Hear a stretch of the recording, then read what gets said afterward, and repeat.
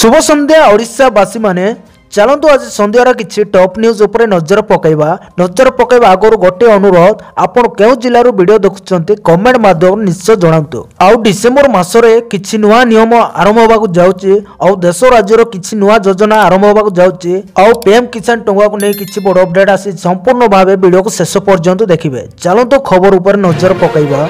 मार्च सुधा राज्यर अपहंच गाँव में पहुंचब मोबाइल नेटवर्क मुकेश महालिंग कहले। राज्यर अपहंच गाँव में पहुंचब मोबाइल नेटवर्क सेवा वर्तमान राज्य में 47,902 मोबाइल टावर अच्छी से 12,602 5G टावर रही। अधिक 5G टावर अपग्रेड करा 2025 मार्च सुधा अपहंच गाँव को सेवा पहुंचाइबा लक्ष्य रखिछि बोली आईटी मंत्री मुकेश महालिंग गृह में सूचना देइछन्ति बोली खबर मिली। आसिला परवर्ती अपडेट।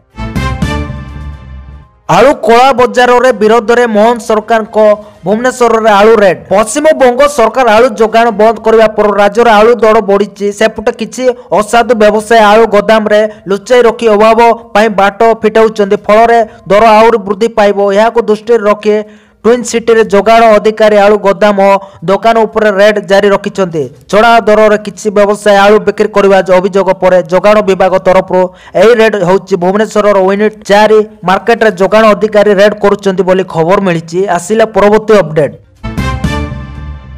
भयंकर दुर्घटना स्कूल बस ट्रक धक्का 17 छात्र छात्री आहत। पिला को धरी स्कूल जाउथिबा बेले स्कूल बस एवं एक टोलर धक्का होइचंती। एही दुर्घटना प्राय 17 जन छात्र छात्री आहत होइचंती। दुर्घटना समय बस रे प्राय 30 रु अधिक पिला थिबा जानिबा को मिलिछि। तेबे अन्य पिला मानको सुरक्षित उद्धार करा जाइतिबा बेले आहत छात्र छात्री को जिला मुख्य चिकित्सालय को पठा जाइछि। सेपटे दुर्घटना घटाइबा परे टोलर रो ड्राइवर घटनास्थल फेरार होइछि बोली खबर मिली। आसिला परवर्ती खबर।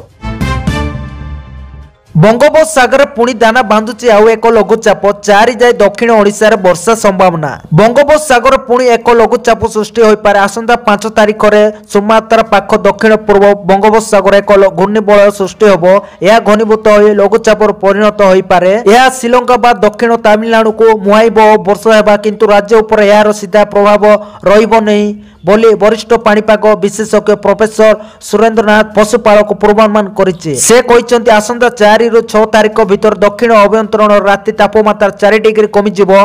फल शीत बढ़िबो। 2, 3 और 9 तारिख रे पाग मेघुआ रहिबो। उत्तर उपकूल अभ्यंतरण 4 रु 6 तारिख भीतर राति तापमात्रा 4 डिग्री कमिबो। 9 तारिख रे पाग मेघुआ रहिबो। कोडी भी दृश्यमान होई पारे। भुवनेश्वर समेत दक्षिण उपकूल आसंता 5 दिन जाए तापमात्रा किछि परिवर्तन हेबोनी। सोमवार सबु अंचल रे पाग मेघुआ रहिबा सह कोडी देखा देबो बोली खबर मिलिछि। आसिला परवर्ती अपडेट। दिल्ली फेरी गले प्रधानमंत्री स्वराष्ट्र मंत्री। 3 दिन ओडिशा गस्तर आसीथिबा प्रधानमंत्री नरेंद्र मोदी एवं केंद्र स्वराष्ट्र मंत्री अमित शाह रविवार दिल्ली फेरी जाइचंते। डीसीबी आईजीपी सम्मेलन शेष होबा पर 2 हेवीवेट ओडिशा रो विदाय नैचंते। लोकसभा भवन रो कड़ा सुरक्षा बलय मध्य 2 कार रे आज प्रधानमंत्री एवं स्वराष्ट्र मंत्री भुवनेश्वर विमान बंदर जाए सेटारो एक संतर्त विमान दिल्ली जाइचंते बोली खबर मिलिछि। आसिला परवर्ती अपडेट। महाराष्ट्र सस्पेंस। आज मुख्यमंत्री को नाँ रे बाजी पारे मोहर।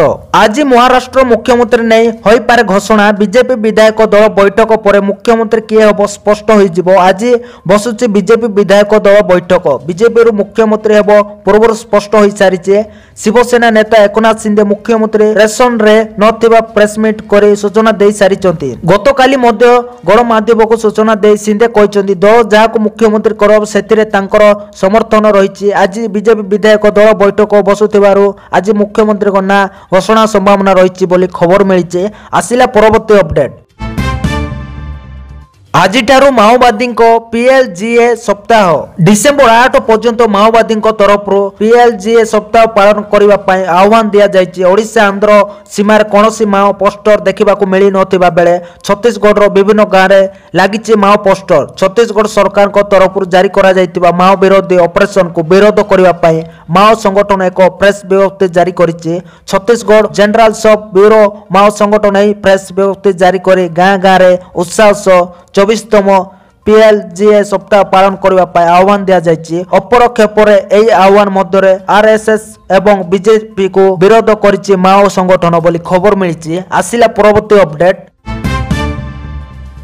ବିଜୁ ଜନତା ଦଳକୁ ଆଉ ଏକ ଝଟକା, ଦଳରୁ ଇସ୍ତଫା ଦେଲେ ରଘୁପତି ମହାନ୍ତି। ବିଜୁ ଜନତା ଦଳରୁ ଦୂରେଇ ଯାଇଛନ୍ତି ଟାଣୁଆ ନେତା। ଗତ କିଛି ଦିନର ଅନେକ ନେତା ବିଜେଡି ଛାଡ଼ିଥିବା ବେଳେ ଆଜି ଆଉ ଜଣେ ନେତା ନିଜ ଇସ୍ତଫା ପ୍ରଦାନ କରିଛନ୍ତି। ବଡ଼ମ୍ବା ବ୍ଲକ ଅଧ୍ୟକ୍ଷ ରଘୁପତି ମହାନ୍ତି ବିଜେଡି ଛାଡ଼ିଛନ୍ତି। ଦଳର ପ୍ରାଥମିକ ସଭ୍ୟ ପଦରୁ ଇସ୍ତଫା ନେଇ ଦଳର ସୁପ୍ରିମୋକୁ ସେ ନିଜ ଇସ୍ତଫା ପତ୍ର ପଠାଇଛନ୍ତି। ତେବେ ଏହାପରେ ସେ କେଉଁ ଦଳକୁ ସାମିଲ ହେବେ କିମ୍ବା ସ୍ୱାଧୀନରେ ରହିବେ ସେ ନେଇ କୌଣସି ସ୍ପଷ୍ଟ ହୋଇନାହିଁ। କିନ୍ତୁ ଇସ୍ତଫା ବେଳେ ସେ କହିଛନ୍ତି ଯେ ଲୋକଙ୍କ ସେବା କରିବି ଏବଂ ଅଞ୍ଚଳର ବିକାଶ ପାଇଁ କାମ କରିବାକୁ ଚେଷ୍ଟା ଜାରି ରଖିବି। ରଘୁପତି ଇସ୍ତଫା ଦେବା ପୂର୍ବରୁ ସେ ବଡ଼ମ୍ବା ବ୍ଲକ ଅଧ୍ୟକ୍ଷ ପଦରେ ରହିଥିଲେ ବୋଲି ଖବର ମିଳିଛି।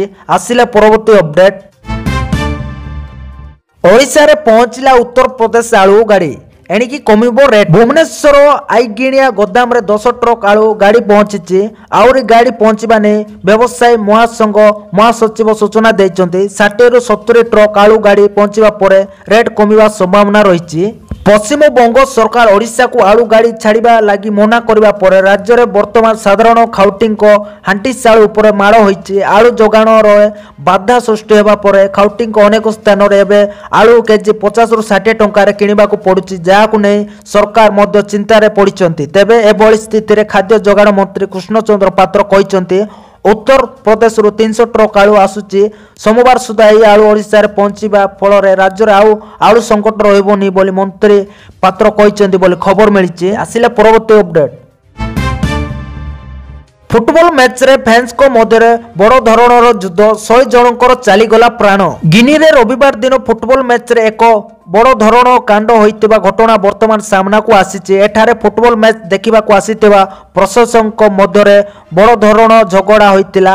ତେବେ ଏହି ଝଗଡ଼ା ଏତେ ପରିମାଣରେ ବଢ଼ିଯାଇଥିଲା ଯେ ଏଥିରେ 100 ଜଣଙ୍କର ମୃତ୍ୟୁ ଘଟିଛି। ଡାକ୍ତରଖାନା କହିବା ଅନୁଯାୟୀ ହସ୍ପିଟାଲରେ ଏହି ଶବମାନଙ୍କର ଏକ ଲମ୍ବା ଲାଇନ ଦେଖିବାକୁ ମିଳିଛି। ଏଥିସହ ହସ୍ପିଟାଲରେ ଜଣାଣରେ ମଧ୍ୟ ଏହି ମୃତଦେହ ଗୁଡ଼ିକ ପଡ଼ି ରହିଛି। ଡାକ୍ତରଙ୍କ ରିପୋର୍ଟ ମୁତାବକ 100 ଜଣଙ୍କର ମୃତ୍ୟୁ ଘଟିଛି ଏବଂ କାଜୁଆଲିଟିରେ ଆହତକୁ ମଧ୍ୟ ଚିକିତ୍ସା କରାଯାଉଛି। ଏଥିସହ ଅନ୍ୟ ମେଡିକାଲ ରିପୋର୍ଟ ଦର୍ଶାଯାଇଛି ଯେ ଏଥିରେ ଡର୍ଜନରୁ ଅଧିକ ଲୋକଙ୍କର ମୃତ୍ୟୁ ଘଟିଛି। ତେବେ ଫ୍ୟାନ୍ସଙ୍କ ମଧ୍ୟରେ ଯୁଦ୍ଧ ଲାଗିଥିବା ଭିଡିଓ ବର୍ତ୍ତମାନ ସାମ୍ନାକୁ ଆସିଛି। ଫୁଟବଲ ପଡ଼ିଆରେ ଶତାଧିକ ଲୋକେ ଏଣେ ତେଣେ ଦୌଡ଼ିବାର ଦେଖିବାକୁ ମିଳିଛି। ଜଣେ ପ୍ରତ୍ୟକ୍ଷଣୀ କହିଛନ୍ତି ଯେ ଏହି ମ୍ୟାଚରେ ରେଫରିଙ୍କ ଦ୍ୱାରା ଏକ ବିବାଦୀୟ ନିଷ୍ପତ୍ତି ଯୋଗୁଁ ଏହି ଯୁଦ୍ଧ ଆରମ୍ଭ ହୋଇଥିଲା। ଏହାପରେ ପ୍ରଶାସକମାନେ ପିଚ୍ ଉପରକୁ ଯାଇ ଆକ୍ରମଣ କରିଥିଲେ ବୋଲି ଖବର ମିଳିଛି। ଆସିଲେ ପରବର୍ତ୍ତୀ ଅପଡେଟ୍। ମୋଦି ସରକାରଙ୍କ ବଡ଼ ଯୋଜନା, ସିଲାଇ ମେସିନ ପାଇଁ ମହିଳାଙ୍କୁ 15,000 ଟଙ୍କା ଦେଉଛନ୍ତି ସରକାର। ପ୍ରଧାନମନ୍ତ୍ରୀ ସିଲାଇ ମେସିନ ସ୍କିମ୍ ଅଧୀନରେ ମହିଳାମାନେ ସିଲାଇ ମେସିନ କିଣିବା ପାଇଁ 15,000 ଟଙ୍କା ପାଉଛନ୍ତି। ମାଗଣା ତାଲିମ ପ୍ରମାଣପତ୍ର ମଧ୍ୟ ଦିଆଯାଉଛି ଏବଂ ତାଲିମ ସମୟରେ ଦିନକୁ 500 ଟଙ୍କା ମଧ୍ୟ ସରକାର ପ୍ରଦାନ କରୁଛନ୍ତି। ଏହି ଯୋଜନା ଅଧୀନରେ ମହିଳାଙ୍କୁ ମଧ୍ୟ ଆମ ନିଯୁକ୍ତି ପାଇଁ ଉତ୍ସାହିତ କରାଯାଉଛି। ଯଦି ଆପଣ ମଧ୍ୟ ଏହି ସ୍କିମ୍ ଅଧୀନରେ ଆବେଦନ କରିବାକୁ ଚାହାନ୍ତି ଏବଂ ଏହି ଯୋଜନାର ଲାଭ ଉଠାଇବାକୁ ଚାହାନ୍ତି ତେବେ ଆଜି ଆମେ ଆପଣଙ୍କୁ ପ୍ରଧାନମନ୍ତ୍ରୀ ସିଲାଇ ମେସିନ ସ୍କିମ୍ ବିଷୟରେ ବିସ୍ତୃତ ଭାବେ ସୂଚନା ଦେବୁ। ଦେଶର ମହିଳାଙ୍କୁ ଆର୍ଥିକ ଦୃଷ୍ଟିରୁ ଶକ୍ତିଶାଳୀ କରିବା ପାଇଁ ଭାରତ ସରକାର ଅନେକ ଲାଭଦାୟକ ଯୋଜନା ଚଳାଉଛନ୍ତି। ଏହି ସମସ୍ତ ଲାଭଦାୟକ ଯୋଜନା ମଧ୍ୟରୁ ଗୋଟିଏ ହେଉଛି ପ୍ରଧାନମନ୍ତ୍ରୀ ସିଲାଇ ମେସିନ ସ୍କିମ୍। ପ୍ରଧାନମନ୍ତ୍ରୀ ବିଶ୍ୱକର୍ମା ଯୋଜନାର ଏକ ଅଂଶ। ଏହି ଯୋଜନା ଅଧୀନରେ ନୂଆ ସିଲାଇ ମେସିନ କିଣିବା ପାଇଁ ପୋଷାକ ସିଲାଇ ସହିତ ଜଡ଼ିତ କାରିଗରମାନଙ୍କୁ ସରକାର ଆର୍ଥିକ ସହାୟତା ପ୍ରଦାନ କରୁଛନ୍ତି। ଏହି ଯୋଜନା ମୂଳ ଉଦ୍ଦେଶ୍ୟ ହେଉଛି ଦେଶର ମହିଳାଙ୍କୁ ଆତ୍ମନିର୍ଭରଶୀଳ କରିବା ସହିତ ଆର୍ଥିକ ଦୃଷ୍ଟିରୁ ସେମାନଙ୍କୁ ସଶକ୍ତ କରିବା। ଏହି ଯୋଜନା ମାଧ୍ୟମରେ ସିଲାଇ ମେସିନ କିଣିବା ସହିତ ମାଗଣା ତାଲିମ ଏବଂ ତାଲିମ ପ୍ରମାଣପତ୍ର ପାଇଁ ସରକାର 15,000 ଟଙ୍କା ଆର୍ଥିକ ସହାୟତା ପ୍ରଦାନ କରୁଛନ୍ତି ବୋଲି ଖବର ମିଳିଛି। ଧନ୍ୟବାଦ ଦର୍ଶକ ବନ୍ଧୁମାନେ, ଏ ଥିଲା ଆଜି ସନ୍ଧ୍ୟାର କିଛି ଟପ୍ ନ୍ୟୁଜ୍ ଗୁଡ଼ିକ। ଭିଡ଼ିଓଟି ଭଲ ଲାଗିଥିଲେ ଭିଡ଼ିଓକୁ ଲାଇକ୍ କରିବା ସହିତ ମୋ ଚ୍ୟାନେଲକୁ ସବସ୍କ୍ରାଇବ୍ କରିକି ପାଖରେ ଥିବା ଘଣ୍ଟି ଚିହ୍ନକୁ ଅଲ୍ ସେଟ୍ କରିକି ରଖନ୍ତୁ, ଯାହାଦ୍ୱାରା ଏମିତି ମୁଖ୍ୟ ସମାଚାର ଦେଶ ବିଦେଶର ସବୁ ଖବର ଜାଣିପାରିବେ। ଆଉ ଆପଣମାନଙ୍କୁ ଧନ୍ୟବାଦ ଭିଡ଼ିଓକୁ ସମ୍ପୂର୍ଣ୍ଣ ମାତ୍ରାରେ ଦେଖିଥିବାରୁ। ଧନ୍ୟବାଦ।